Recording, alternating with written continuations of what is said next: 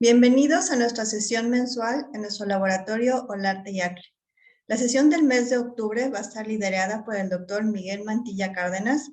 Es un honor presentar al doctor. El doctor es biólogo y microbiólogo de la Universidad Javeriana de Bogotá. Cuenta con una maestría en Ciencias en Biología Molecular Médica de la Universidad de Buenos Aires y un doctorado en Neurociencias de la Universidad de Jerusalén. El doctor nos va a presentar la ponencia de genotipificación del VPH, un salto innovador desde la citología al tamizaje en orina. Les agradecemos mucho su participación y espero que sea de su agrado. Buena tarde.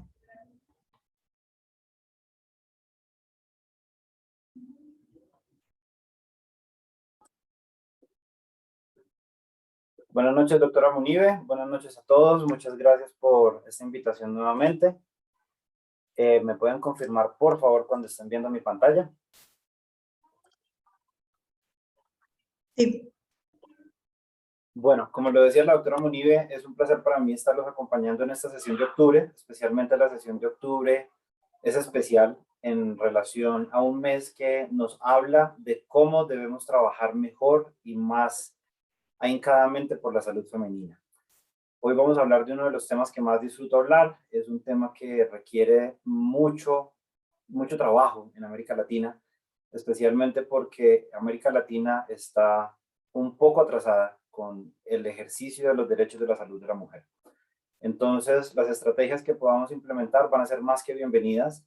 Nuevamente, gracias a todos. Espero que la sesión sea de su agrado. Nosotros vamos a compartir una información que hemos preparado especialmente para ustedes sobre estrategias que podemos aplicar directamente hoy para genotipificar un virus que afecta a la gran mayoría de mujeres de este planeta y especialmente en América Latina. Y vamos a dar un salto en cómo podemos ampliar mucho más el tamizaje que nosotros podemos hacer en la población mundial y especialmente en nuestra población latinoamericana. Vamos a hablar bastante de México y es utilizar la muestra de orina. La muestra de orina ha requerido un trabajo muy importante, es un trabajo que hemos hecho con un gran esfuerzo y por esta razón nos enorgullece mucho el poder hoy darles una solución diferente para poder complementar lo que ya están haciendo y darles una solución tecnológica que ya está al alcance de todos. Entonces, nuevamente, muchas gracias por su asistencia. Veo que muchas personas se están uniendo. Agradezco todos los saludos que están dejando en el chat. El chat va a quedar disponible durante la sesión y también pueden, por medio de la doctora Munive, solicitar la palabra. Si alguien quiere intervenir, con mucho gusto podemos interrumpir. La idea es que esto ojalá se convierta en un conversatorio muy interesante y de acá podamos saltar a ejercer muchas estrategias que permitan mejorar lo que ya estamos haciendo. Nuevamente, muchas gracias por venir. Acá, una de las normas que creo que ya con este tiempo de pandemia hemos intervenido. Por favor, silenciar los micrófonos. Creo que la gente del arte nos está ayudando con esto para que no interfiramos en la conversación o en las preguntas que estamos haciendo. Y sin más palabras, hoy estamos trabajando con una metodología. Esta metodología es un salto y que ya está funcionando en varios países del mundo, especialmente en Europa, algunos países de América Latina. Están trabajando fuertemente con el diagnóstico por genotipificación de papiloma y estamos dando un gran diferencial, que es poder trabajar con una muestra un poco más cómoda para las personas, que nos permite hacer también un tamizaje mucho más regular. Y vamos a hablar cómo esta muestra va a estar en constante comunicación con lo que hoy se está haciendo desde los salones de ginecología. Entonces, con esto, una de las cosas que nosotros mejor hemos evaluado es por qué trabajar sobre papiloma y otros tipos de cánceres. Especialmente el papiloma nos ha llamado mucho la atención porque para nosotros es una acción a tomar el saber que el papiloma, uno, es la cuarta causa más común de muerte en mujeres por cáncer. Y segundo, que es una enfermedad producida por un patógeno viral que se puede prevenir. Y es una enfermedad que se puede trabajar, que no tiene una carga tan fuerte en el tema de la dependencia genética que nos dan otros tipos de cánceres, como sucede con el cáncer de seno o el cáncer de pulmón, donde desafortunadamente hay factores genéticos que desde el nacimiento estamos portando y se convierten en una herramienta, una limitante mucho más difícil de tratar al ser un patógeno exógeno. El papiloma en este momento está aumentando la incidencia, a pesar de que hemos ejercido una gran cantidad de acciones. Creo que tenemos que tomar un poco más y poder apoyar los diagnósticos que se hagan de manera prematura. Acá un poco del contexto. Una de las características más importantes que debemos entender del virus es que es un virus y este es un aspecto muy importante a recordar. Al ser un virus, va a tener dos características. La primera es que se puede limitar su acceso y esto pues emprende muchas acciones que desde ginecología se están recomendando de una manera muy eficiente. Métodos de barrera, métodos de protección, también van a funcionar muy bien, pero una de las herramientas que mejor nos va a ayudar a trabajar contra este virus es el sistema inmunológico. Como ustedes lo pueden leer en la parte de abajo, aproximadamente el 70 a 80% de los pacientes son capaces de liberar la enfermedad por sus propios medios y esto es debido gracias a esta buena acción que hace el sistema inmunológico. Nosotros vamos a enfocar con ese 20 a 30 o 10% que son las infecciones que sí se generan en el aparato cérvico-urinario y de esta manera podemos llegar a prevenir una gran cantidad de infecciones si especialmente estamos trabajando en el periodo de la infección transitoria y no esperamos necesariamente a que se generen esas lesiones precancerígenas y por supuesto después las lesiones que ya están hablando de que hay un cáncer con cierto nivel de agresividad que se debe tratar prontamente. Nosotros queremos trabajar en cualquiera de estos aspectos. Podemos trabajar desde la infección primaria hasta esas lesiones que se están generando en lo que llamamos posteriormente la infección persistente. A esto ya tenemos un recorrido bastante grande. Afortunadamente, hoy tenemos herramientas para identificar más de 200 genotipos que tenemos hoy en librerías, identificados de diferentes tipos de papiloma que normalmente infectan los tejidos epiteliales basales, pero nos vamos a enfocar principalmente en aquellos que afectan las mucosas y que hoy denominamos, dependiendo de cómo está la literatura del año, aquellos virus que se clasifican como alto riesgo o virus cancerígenos y que pues tienen una incidencia muy fuerte en la generación de lesiones precancerígenas o posteriormente en tumores. Y también tenemos otros de bajo riesgo que son importantes de detectar, primero que todo por su prevalencia y segundo que todo porque también generan ciertos tipos de lesiones que pueden llegar a ser benignas y que nos pueden dar un diagnóstico equivocado si no hacemos el seguimiento apropiado. En este sentido, hemos trabajado con este lema y es entender el tipo de genotipo de VPH o el tipo de papiloma que está afectando el cuerpo, más el tiempo de infección que ese virus particularmente lleva en el cuerpo o a tener la oportunidad de trabajar en el cuerpo, nos permite entender el riesgo y cómo poder mitigar el riesgo de esa persona en particular. Algo que nos ha llamado mucho la atención y es que hacia hace no menos de 5 años, la literatura y normalmente las estadísticas que estábamos evaluando nos mostraban que el 70% de los casos de cáncer cervical se debían a los genotipos 16 y 18, que son dos genotipos de alto riesgo, y estos pues daban una muy alta agresividad en las mujeres principalmente, y ahora vamos a hablar cómo también puede llegar incluso a afectar a los hombres, pero hoy en día lo que estamos viendo es que las estadísticas están cambiando. Acá pueden ver que el genotipo 33 particularmente toma un rol muy importante y en América Latina es un rol bastante prioritario. El genotipo 33 hoy en día es el segundo VPH en incidencia y es un VPH que también es bien agresivo y que tiene un efecto rápido en la generación de lesiones, por lo tanto es importante, al igual que los demás, el poderlo identificar. En otros países el panorama es muy diferente y esto puede cambiar de país a país. En algunos países, según lo que se esté analizando, se ha encontrado que el 18 sigue siendo el segundo en prevalencia, pero acá empezamos a mirar que tipos diferentes de VPH que antes no tenían un rol tan importante, empiezan a cobrar un rol protagónico, el cual debemos atender. Este es un paper que me ha llamado mucho la atención desde que lo encontré hace 4 años y es un paper que habla acerca de cómo ha sido la diferencia en un país donde se ha proliferado tanto y de una manera tan agresiva los esquemas de vacunación contra el papiloma. Mozambique particularmente es uno de los países en donde se empezaron a hacer los ensayos clínicos de las dos vacunas más utilizadas en este momento en el mundo y es donde rápidamente se implementó la vacuna nanovalente que tiene la compañía Merck y que ha dado un mayor rango de protección. Entonces, esto ha permitido que incluso entre hombres y mujeres haya un cambio completo en la incidencia de los diferentes genotipos de VPH. Si ustedes se dan cuenta, tanto en hombres como en mujeres, el 16 y el 18 ya no son los más prevalentes y tenemos otra ecología muy diferente de este virus. Eso es un aspecto muy importante a revisar a futuro. Acá nosotros debemos revisar muy bien cómo ha sido la evolución del diagnóstico del papiloma y particularmente de las lesiones y del cáncer cervical en el momento en el que se genera o en el momento en el que se puede prevenir.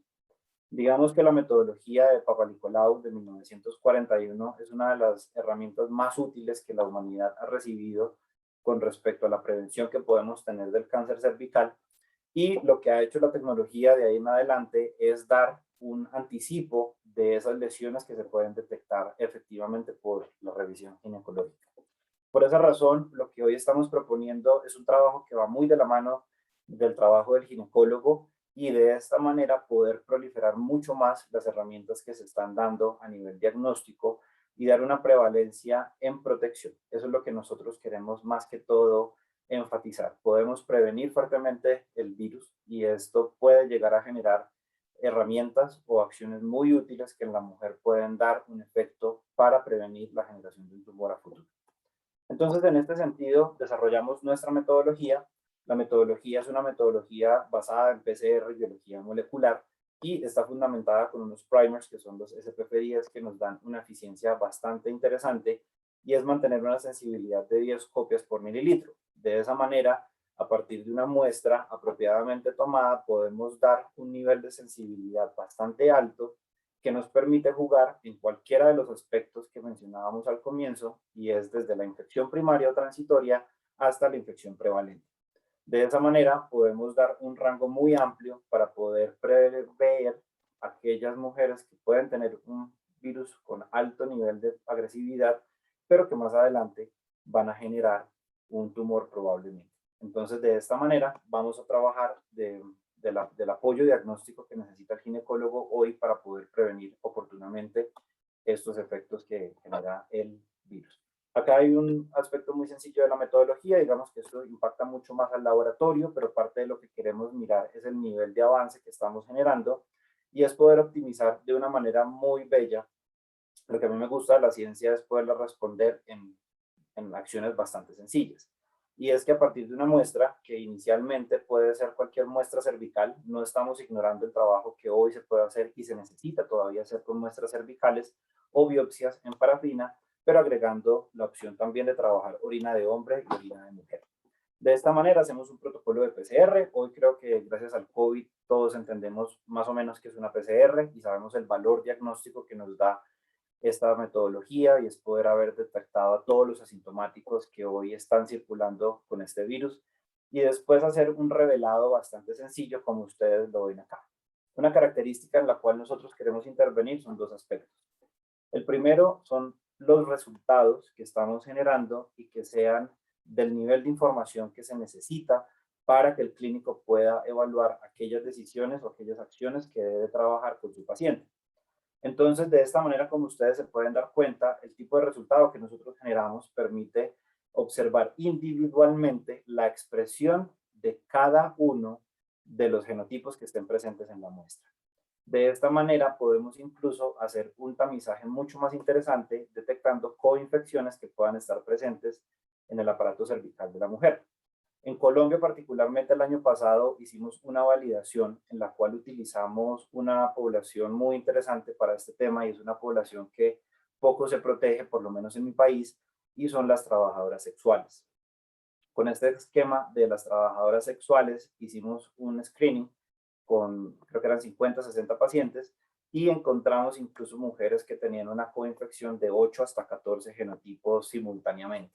De esos 14 genotipos encontrábamos que 6 eran factores de alto riesgo. Por lo tanto, tuvimos la oportunidad de poder darle esta información a los clínicos que estaban trabajando directamente con estas mujeres para que tomaran acciones al respecto. De esta manera, nosotros hemos ya ampliado el tamizaje que estamos haciendo. Contamos ya con un impacto muy importante de la aplicación de esta metodología, y esto es algo bastante importante, y es que en la Unión Europea ya es un tema que genera una aplicación de por sí.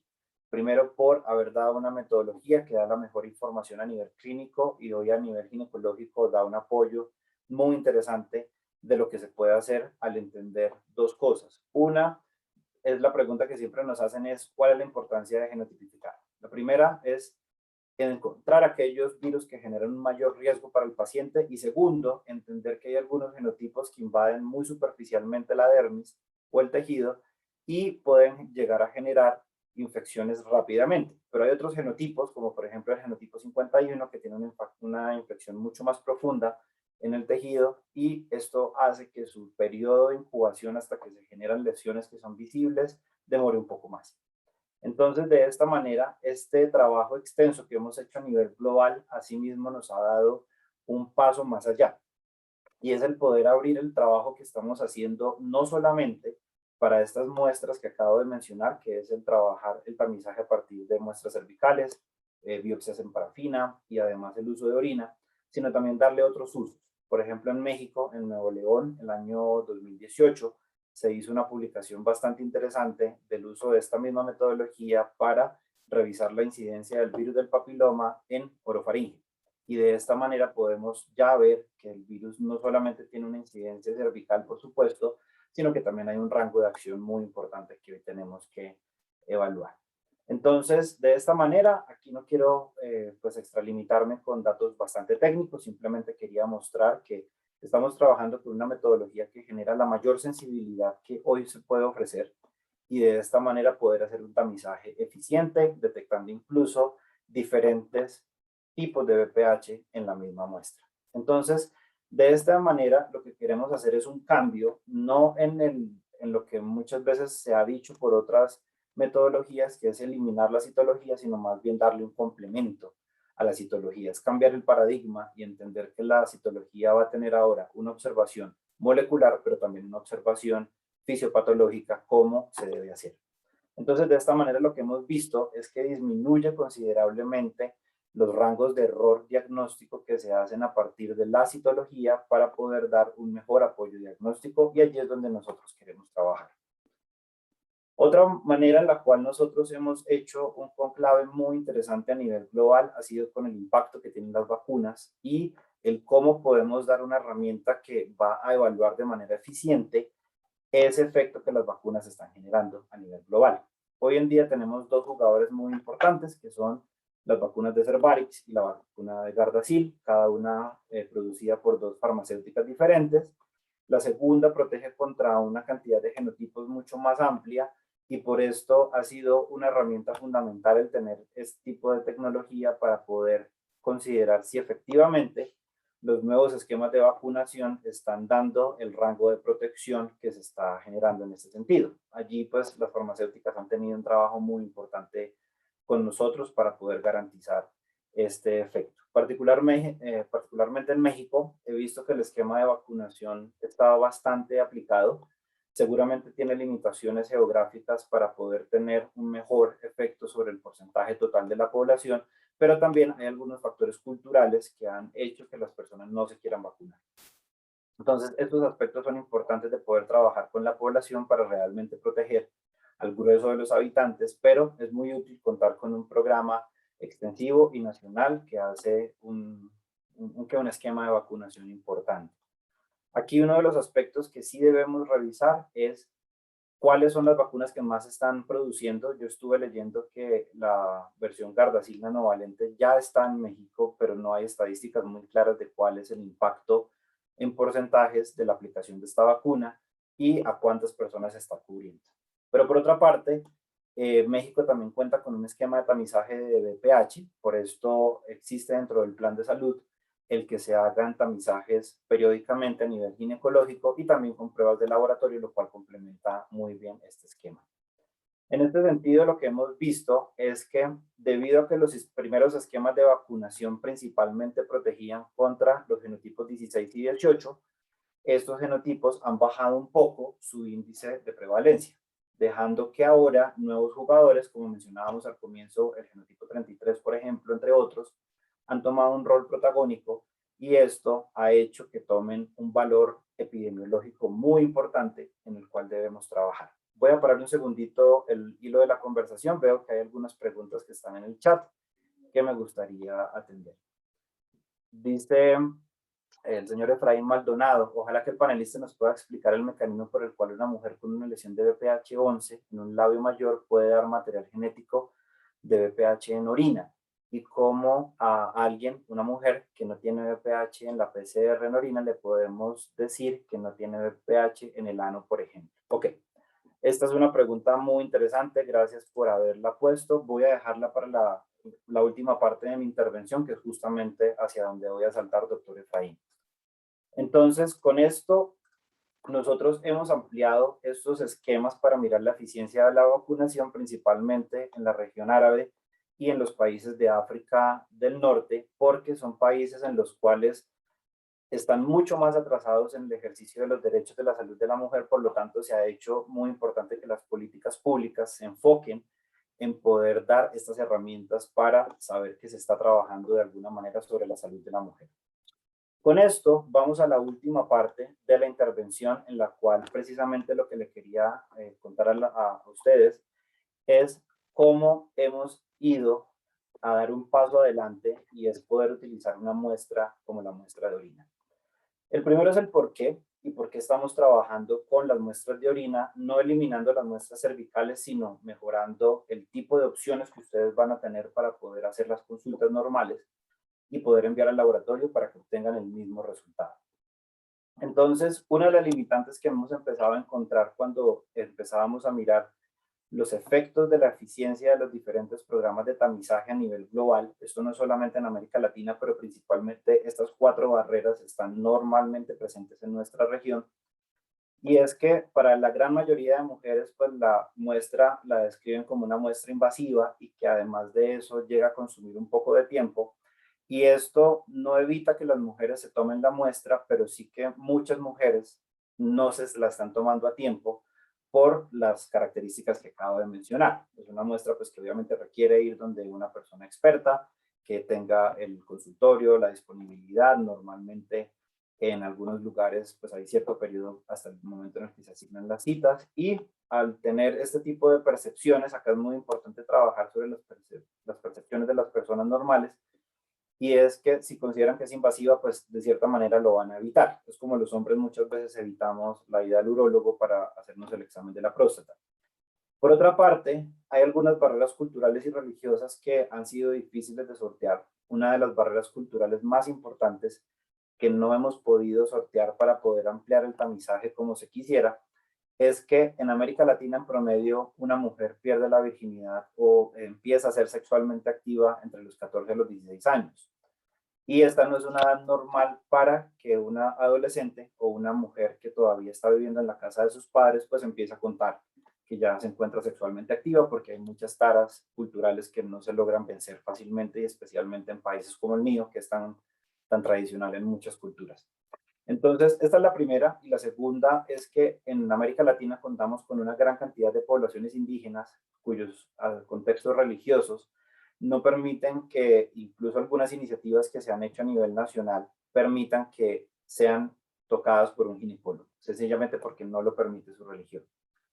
Y cuarto, muchas de estas muestras dependen de un clínico, lo cual es negativo en el sentido en el que los sistemas nacionales de cobertura de salud no permiten llegar a todos los lugares, y no siempre todas las poblaciones tienen acceso a médicos especialistas. Por lo tanto deben acceder a los centros poblacionales donde normalmente sí hay mayor número de especialistas.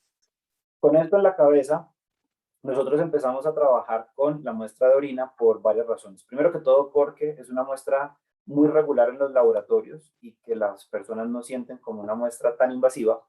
Es una muestra que es un poco más rápida de tomar y permite que las personas tengan la capacidad de tomar su propia muestra. En ese sentido, pues se vuelve costo efectiva. Nosotros hemos diseñado acá pues la primera metodología que es 100% estandarizada a nivel mundial para capturar la orina de las personas y dar el resultado que se necesita. Entonces, en este sentido, teníamos una alianza, o tenemos una alianza muy importante con una compañía belga que se llama Novosanis, y Novosanis diseña este dispositivo que ustedes ven en la mitad de la diapositiva, que se llama el Colli-Pee. El Colli-Pee tiene dos características muy interesantes, y son: una, el poder capturar los primeros 20 mililitros de la orina de la persona, y esa descarga para nosotros vale oro. En los laboratorios, normalmente estos primeros mililitros de orina se descartan porque tienen muchos interferentes para mirar pruebas de proteínas o de algunas infecciones. Para nosotros, nuevamente, estos primeros 20 mililitros valen oro. Entonces, esto es lo primero que hace el dispositivo, capturar esos primeros 20 mililitros. Y segundo, en este tubo que ustedes ven en la parte posterior, se encuentra un buffer, y este buffer permite almacenar y proteger el DNA del papiloma particularmente hasta el momento en el cual se va a analizar en el laboratorio. Entonces, utilizando este buffer, se puede proteger hasta por 7 días a temperatura ambiente normal el medio para poderlo enviar al laboratorio y trabajarlo en las condiciones que se necesitan. Esto pensando precisamente en aquellas regiones que no tienen tanto acceso a las áreas donde están los laboratorios o los centros clínicos, y pues de esta manera pudiéramos ampliar el tamizaje. Lo que hemos visto, y una lección que nos dejó la pandemia, es que desafortunadamente no podemos confiar en que contamos con un recurso y ese recurso nos va a dar todo lo que necesitamos todo el tiempo, porque precisamente lo que nos enseñó la pandemia es que uno de los problemas más grandes que tuvimos fue el desabastecimiento. Entonces, empezamos a hacer una validación mucho más importante, y este es un aspecto en el cual a mí me gusta mucho utilizar un término que una gran amiga me comparte todo el tiempo, y es tropicalizar la tecnología. Muchas veces recibimos tecnologías de países que obviamente tienen unas condiciones diferentes a las de los nuestros, pero en los países latinoamericanos pues tenemos ciertas condiciones que no permiten que suceda lo que uno quiere. Entonces, por esto, nos metimos al laboratorio a utilizar los frascos regulares de orina, en los cuales se captura normalmente la orina de los pacientes para otras pruebas, pero nuevamente enfocándonos en que teníamos que recibir esos primeros 20 mililitros. Podíamos tener un poco de más, pero esos primeros 20 mililitros era la fracción más importante que nosotros necesitábamos, especialmente desde un concepto que en inglés me parece que se describe mejor a la traducción que ustedes están viendo aquí en el título de la presentación. El término primera orina del día es una adaptación del concepto real de la muestra que se llama First Void Urine, que significa primera descarga de orina después de un periodo de abstinencia. Obviamente, durante la noche, nosotros controlamos las descargas de orina y en la mañana damos una primera descarga. De esa primera descarga tomamos los primeros 20 mililitros para el laboratorio.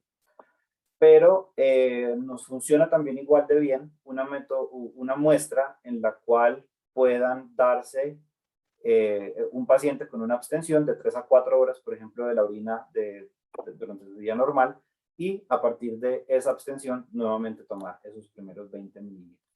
Ahora, la pregunta que me hacían, pues precisamente habla de qué tan relevante y por qué la orina funciona. Acá no estamos ignorando, por supuesto, que la cervix y la uretra pues son dos conductos diferentes, pero sí tienen una cercanía anatómica muy interesante, y esto sumado al microambiente que se genera en el aparato urogenital de la mujer, pues nos da las condiciones que necesitamos para poder mantener ese parámetro de sensibilidad. Acá lo que nosotros hicimos fue un análisis pareado entre muestras cervicales de mujeres confirmadas con diagnóstico tanto positivo como negativo de diferentes genotipos de BPH, y tomar de las mismas pacientes las orinas en las cuales queríamos encontrar el mismo resultado, y lo que encontramos fue una sensibilidad del 98%. Esto para la primera descarga de orina. Con la segunda, tercera, cuarta y quinta descarga sin periodo de abstención, sí se generan diferencias de sensibilidad que para nosotros no son positivas. Entonces, uno de los aspectos en los cuales nos hemos esforzado bastante es por poderle comunicar efectivamente al paciente que la parte que nos resulta útil son esos primeros mililitros después de una abstención, que puede ser después de la noche o después de haber tenido una abstención durante el día. Ahora, ¿por qué funciona la muestra de orina como un elemento diagnóstico? Normalmente, como lo decía, tanto la cervix como la uretra cuentan con una cercanía anatómica muy interesante, y durante el transcurso de este periodo de abstención se genera la exfoliación de una cantidad de células que gracias a la orina se descartan, y nosotros al capturarlas podemos detectar el virus que está invadiendo ese tejido. Y nuevamente, gracias a la sensibilidad que hemos desarrollado con nuestra metodología, con esas pequeñas cantidades de células exfoliadas, podemos generar un valor diagnóstico necesario y suficiente para poder detectar el BPH en esas cantidades tan bajas como nos las da la orina. Entonces, De esa manera, podemos contar además que la orina cuenta con células exfoliadas de la uretra y de la vulva, por lo tanto, nos da un valor diagnóstico un poco más ampliado, porque, como les decía, y esta es la última parte de la pregunta que me hacía el doctor Ernesto, el uso de la misma tecnología lo podemos extender hoy un poco más a otro tipo de muestras que ya se encuentran probadas que se pueden utilizar con la misma metodología. Hoy, por el creciente impacto que tienen las diferentes actividades sexuales que las personas están teniendo, el cáncer anal, por supuesto, es uno de los puntos de foco más importantes que nosotros necesitamos, el poder detectar, y ya contamos con varias validaciones que se han hecho a nivel de varios laboratorios en los cuales se trabaja hoy como muestra de rutina el cáncer anal en complemento con las otras muestras, tanto cervical, de orina y demás. Y además de eso, hemos contado ya con algunos intereses investigativos. Acá sí quiero ser muy enfático en la palabra. Por ejemplo, en Colombia se hizo una validación con muestras de pulmón. Se quería hacer una correlación entre los factores de riesgo de incidencia también de cáncer, como lo son el cigarrillo, el consumo de alcohol y ciertas conductas sexuales, y la prevalencia que podía tener el BPH con el cáncer de pulmón, y se encontró que en varios de los pacientes tenían genotipos bastante interesantes. Entonces, la metodología está muy extendida hoy gracias a las múltiples aplicaciones que hemos querido apoyar a esforzarse a los laboratorios para que las puedan ejercer y hoy las puedan ofrecer, y de esta manera pues puedan mantener un seguimiento apropiado. La herramienta, como ustedes lo saben, a nivel diagnóstico, pues da una información en un punto determinado en el tiempo, pero para concluir la pregunta que estaba haciendo el doctor Ernesto, es muy importante el seguimiento, por supuesto. Por eso decíamos que en ningún momento se excluye la visión del especialista, porque esa pregunta que está haciendo el doctor Ernesto es bastante interesante, y es, tengo un paciente que me da negativo con la muestra cervical o de orina, y puedo llegar a sospechar que el paciente puede tener un factor positivo de BPH por conductas anales. Entonces, en este sentido, la muestra a ustedes les va a permitir con toda certeza descartar que el BPH se encuentre en la cervix por medio del uso de orina o de muestras cervicales, y solicitar una muestra anal para poder hacer también este sondeo. Entonces, la metodología les va a permitir hacer este tipo de cosas. Por supuesto que acá van a contar fuertemente con el apoyo de Olarte y ACLE, que es un aliado de nosotros muy interesante y muy importante, al cual hemos apoyado precisamente con estos altos niveles de exigencia que nos han dado, porque saben a quiénes están dirigiendo sus resultados. Con esto cierro mi primera parte de la intervención. Quiero dejar un resumen, y es el buen uso de la metodología que puede darles gracias a su alta sensibilidad, el complemento que les va a dar a nivel diagnóstico, y también que funciona para estudios epidemiológicos. En este sentido, van a poder darle un uso muy amplio a la metodología, pero sobre todo no van a descuidar el valor diagnóstico y seguro que les va a dar en los resultados. Con esto les agradezco su tiempo por haberme escuchado. Voy a dar un paso para que ustedes hagan preguntas. Voy a empezar acá con una que veo en el chat tal vez, que es de Anonymous Attendee. Esta pregunta sí es muy difícil para mí, doctora Munive. Me están preguntando acerca del costo de la prueba, en lo cual sí me declaro totalmente impedido de responder. Sí, claro. Nos puede dejar sus datos y nos ponemos en contacto con él para darle esa información. Ahorita lo checamos nosotros. Ok, perfecto. Bueno, estoy abriendo el chat. En el chat hay 3 preguntas. Voy a empezar con la pregunta del doctor Mariano Zacarías, que dice: la genotipificación en orina es igual a la que ya se hace en la muestra vaginal, y dice también la genotipificación en orina se puede indicar en la pareja hombres y mujeres. Ok, acá veo 2 preguntas. Voy a responder la segunda, que es más rápida de responder, donde se pregunta si funciona para hombres y mujeres. La respuesta es sí. Nuestra validación se hizo ya con un grupo, un grupo muy extenso, perdón, que es lo que solicita la Comunidad Europea para poder validar la metodología, y esto sobrepasa los 1000 pacientes. Por eso nos demoramos un tiempo en poder liberar estas metodologías. Entonces funciona tanto para hombre como para mujer. De igual manera, el hombre debe tener una abstención de orina para poder dar la misma sensibilidad, y tiene el valor necesario que se necesita. Y pues obviamente yo sí recomiendo que se enfoque mucho el monitoreo también en hombres, porque al final somos los hombres quienes estamos pues funcionando como vectores de la enfermedad. Ahora, la genotipificación en orina es igual a la que ya se hace en la muestra vaginal, es también una respuesta afirmativa.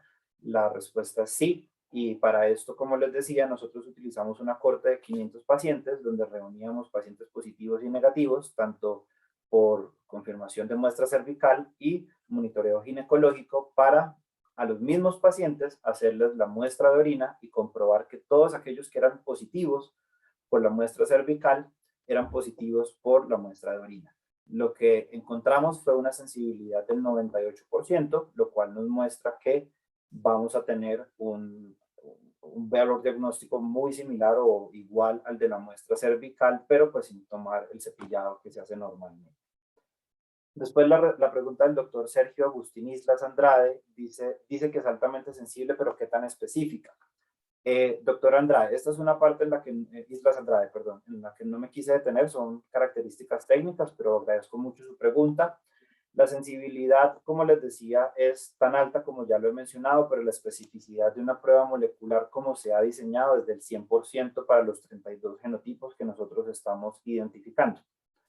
Lo que nosotros hemos hecho es identificar una región genética muy pequeña, que es de tan solo 65 pares de bases, es una región bastante conservada en el virus del papiloma, y hemos identificado en los 32 genotipos que hay una especificidad del 100% del resultado que ustedes van a obtener.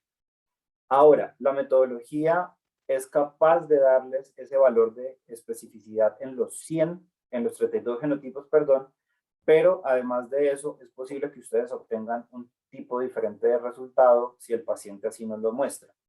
Y es que pueden llegar a recibir la interpretación de resultado como HPV-X. ¿Qué significa la interpretación de HPV-X? Que el laboratorio encuentra un control que está relacionado con el papiloma, pero no se presenta ninguna de las bandas de los 32 genotipos que están presentes. ¿Qué significa esto? Que estamos encontrando algún genotipo de BPH, pero no sabemos cuál es, y no es ninguno de esos 32. Entonces van a tener, además de eso, un valor adicional pues que se está dando. Acá otra pregunta, la doctora Laura Galicia dice: ¿hasta qué edad funciona la vacuna? Hoy los estudios que están dando tanto GlaxoSmithKline, que es el productor de Cervarix, como Merck, que es el que produce el Gardasil, muestran que la eficiencia de la vacuna llega a superar los 20 años. Y esto es algo que por ahora es la palabra que se está mostrando, pero no existen estudios mucho más extendidos que permitan confirmar si sí o no. Esos estudios están en curso en este momento. Entonces hay que esperar un poco. Me parece que una barrera de 20 años es interesante.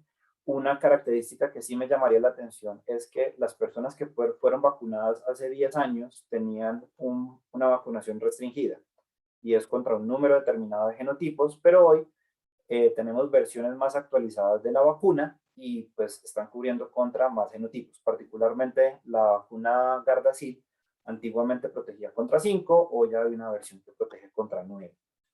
Entonces, la pregunta es, ¿qué pasa con esos pacientes que ya fueron vacunados y pues no están cubiertos contra esos 4 genotipos de alto riesgo que ya se pueden cubrir? Pero todavía no hay estudios clínicos extendidos para mirar qué efecto hay sobre la revacunación. Estos son estudios que vale la pena preguntarle a Merck. Yo particularmente puedo hablar con personas que trabajan con ensayos clínicos y por medio de Olarte y ACLE darles la respuesta. Bueno, acá hay otra pregunta, doctora Claudia Penagos, dice: en comparación con la prueba de PCR cervical y PCR urinaria, ¿cuál es la sensibilidad y especificidad de cada una para BPH de alto riesgo? Ok, creo que esta pregunta ya la resolví, pero me gusta poderles dar como una respuesta para que todos se vayan seguros de que la información está presente. La especificidad, siempre que se da un genotipo de BPH, es del 100%, porque se da una afinidad completa en la expresión de los 65 pares de bases que se deben generar.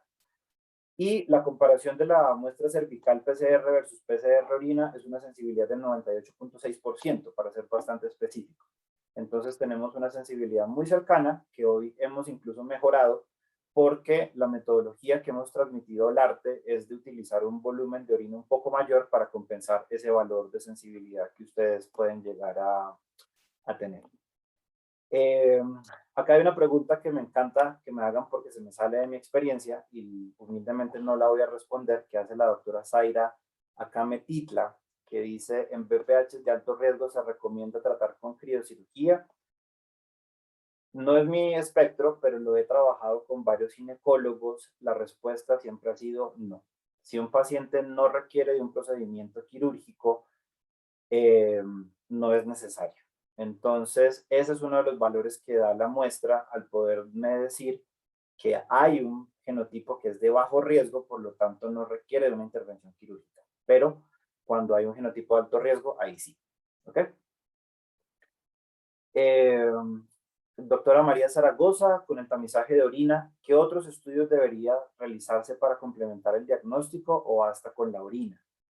Bueno, acá hay una característica importante y es que cuando hablamos de seguimiento ginecológico, estamos aquí hablando de un aspecto muy limitado que es el diagnóstico de papiloma. Entonces, entiendo que hay una gran cantidad de evaluaciones que a nivel ginecológico se hacen y que son importantes que la mujer siga haciendo. La orina nos va a dar una información suficiente de que el paciente en ese periodo de tiempo estaba libre o tenía algún tipo o varios genotipos de BPH presentes en la muestra. Penúltima pregunta, doctor Ricardo Farrera. Dice, buenas tardes, gracias por la charla. ¿Qué ventajas y desventajas ofrece su método en comparación con PCR acompañado de secuenciación? Ok, esa es una gran pregunta, doctor Ricardo, y nosotros acá hemos hecho un esfuerzo por estar a la vanguardia en la tecnología, pero con el nivel de información que ustedes necesitan. La secuenciación, pues tiene una gran desventaja y es que tiene costos sumamente elevados y limitaciones muy grandes en el número de muestras que un laboratorio hoy puede procesar para mantener como los costos de una manera, digamos, respetable para un mercado como lo es el mercado latinoamericano. Entonces, de esa manera, la secuenciación hoy, lamentablemente, no es una herramienta útil para enfermedades infecciosas. Para otros tipos de cánceres, yo sí recomiendo fuertemente el utilizar secuenciación de nueva generación, porque cuando yo estoy hablando de otros tipos de cáncer, como por ejemplo cáncer de pulmón o cáncer de seno, y estoy hablando de eventos multifactoriales, es muy importante tomar en cuenta los diferentes aspectos que hoy podemos dar acerca de la presencia de genes EGFR, BRCA1, BRCA2, observar el radio, y de esta manera poder dar una muy buena información. Nosotros con la metodología, pues no estamos dando la secuencia que yo creo que a nivel clínico hoy no es importante en la toma de decisiones, pero estamos diciendo con el valor de resolución que se necesita, qué genotipo particularmente está dando. Entonces, digamos que la desventaja, si se quiere ver así de parte de nosotros, es que no estamos dando la información de la secuencia genética particularmente, porque pues no es un examen de secuenciación, pero damos el mismo valor de resolución que daría la secuenciación contra estos 32 genotipos. Acá una última intervención, doctor Efraín Maldonado, dice, creo que debe quedar claro, principalmente para los amigos ginecólogos, sobre todo en hombres, que puede ayudar a sustituir el cepillado o hisopado uretral. Estoy de acuerdo, doctor, pero pueden no descartar lesiones de BPH en otras partes del cuerpo del pene o en el escroto, donde también hay lesiones asociadas como BPH, como enfermedad de Bowen o eritroplasia Queyrat. Muchas gracias por su intervención, doctor Efraín. En esta parte estoy completamente de acuerdo. La muestra de orina les va a permitir obtener células exfoliadas tanto de la uretra como de la próstata y otras partes del pene que van a estar pues allí vinculadas o el aparato genital masculino, pero es muy importante mantener ese seguimiento porque hay otras enfermedades u otros factores que no se pueden descartar. Doctora Munive, creo que acá he respondido a la mayoría de preguntas, pero si hay otras, con gusto puedo hacer mi mejor esfuerzo por responderlas. Así es, doctor. Creo que terminamos con todas. Estamos tomando los datos de las personas que nos están pidiendo el precio de la prueba. Nos vamos a comunicar directamente con ustedes para darles esa información. Agradecemos mucho, doctor Mantilla, por su intervención y su brillante ponencia. Les agradecemos también a nuestros invitados y esperemos que la información haya sido de su agrado. Muchísimas gracias, doctor Mantilla. Muchísimas gracias, doctora Munive, y a todos por su tiempo. Saludos a México, país en donde espero estar muy, muy, muy pronto para comerme unos chilaquiles muy buenos. Aquí lo esperamos. Que tengan buena Vale. tarde todos. Buenas Hasta tardes a todos. luego. Hasta luego. Hasta luego.